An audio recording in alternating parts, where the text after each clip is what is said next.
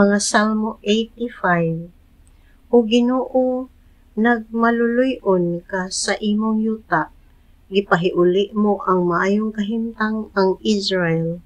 Gipasaylo mo ang mga sala ug kalapasan sa imong katawhan. Wala ka na masuko kanila, wala ka na mapungot. Ipahiuli kami pag-usab, O Diyos, nga among manluluwas ug ayaw na kami kasuk-i. Masuko ka ba kanamo hangtod sa kahangturan? Ang imong kapungot mulungtad ba hangtod sa tanang kaliwatan? Lig-una kami pag-usab ug kami nga imong katawhan magdayeg kanimo. Ipakita kanamo, O Ginoo, ang imong gugma nga walay paglubad ug luwas sa kami.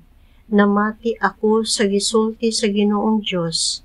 Nagsaad siya kalinaw kanamo nga iyang katawhan, kun dili kami mobalik sa among mga binuang.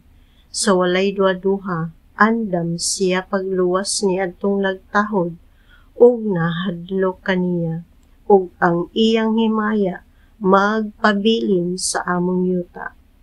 Magkahiusa ang gugma ug ang pagkamaunungon, maghagkanay ang katarong o kalinaw.